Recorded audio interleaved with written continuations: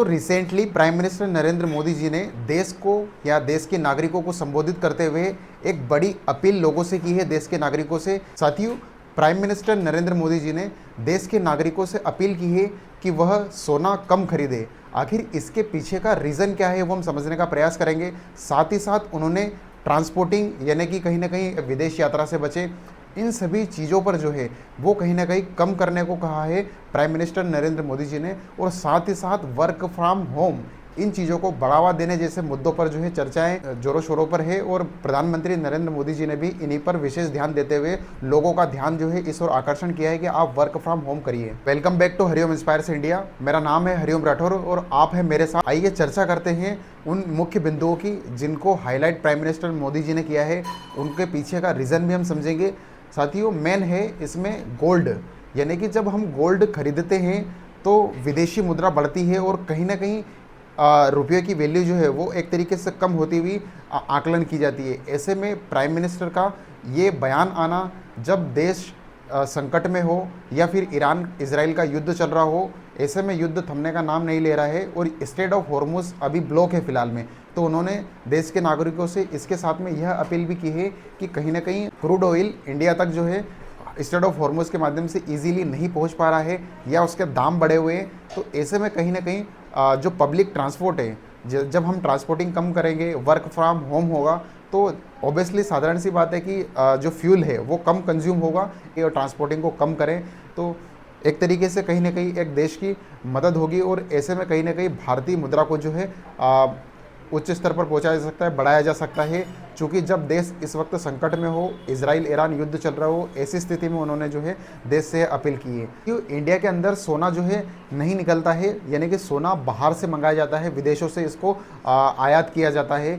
ऐसे में कहीं ना कहीं जब हम सोना खरीदते हैं, अत्यधिक मात्रा में सोना खरीदते हैं, तो विदेशी मुद्रा बढ़ती है और सोने को हमें डॉलर्स में परचेस करना होता है। ऐसे में कहीं ना कहीं रुपए की वैल्यू जो है गिरती हुई दिखाई देगी जब हम, और रुपए की वैल्यू साधारण सी स्वाभाविक सी बात है कि रुपए की वैल्यू गिरेगी। ऐसे में कहीं ना कहीं रुपए की वैल्यू बढ़ाना है तो 1 वर्ष तक लगभग जो है हमें सोना कम खरीदना होगा भारतीय घरों में, क्योंकि भारतीय जो है सोने के काफ़ी शौकीन होते हैं और ऐसे में एक सिक्योरिटी के तौर पर भारतीय घरों में सोने को देखा जाता है। सोना कहीं ना कहीं एक भारतीय घरों में रखने को जो है एक इकोनॉमिक सिक्योरिटी के तौर पर देखा जाता है। ऐसे में उनका जो अपील करना किस हद तक सही है, क्या पब्लिक इसको सपोर्ट करेगी या नहीं।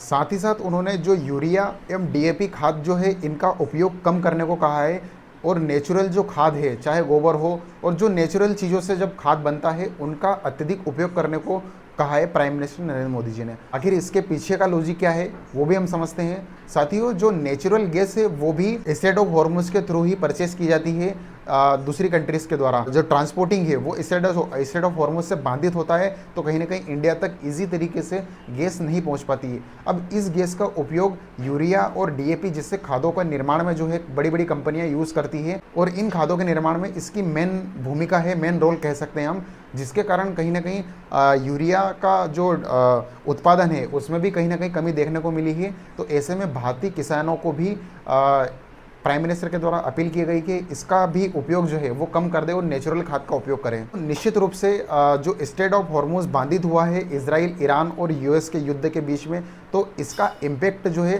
काफ़ी लंबे समय से भारत के ऊपर देखा जा रहा था। हालांकि इंडिया के अंदर अभी इलेक्शंस थे और इसके बाद जो तुरंत प्राइम मिनिस्टर का आना और सब लोगों से रिक्वेस्ट करना, देश के ऊपर जब इस प्रकार के संकट हो तो क्या देश के लोगों को सामने आना चाहिए और जो रियलिटी है उसको प्राइम मिनिस्टर के द्वारा समझाना कि आप ऐसा ऐसा करिए और ऐसा मत करिए, किस हद तक सही है, इसका इम्पैक्ट क्या होने वाला है। बाकी आपकी क्या राय है कमेंट बॉक्स में आप ज़रूर कमेंट करके बता सकते हैं कि क्या इसका इम्पैक्ट इंडिया के ऊपर बड़े लंबे समय से पड़ रहा था और अब जो है क्या आने वाले समय में बड़े ही क्रूशियल तरीके से होने वाला है इंडिया के लिए। कमेंट बॉक्स में ज़रूर कमेंट करिएगा। Thank you so much.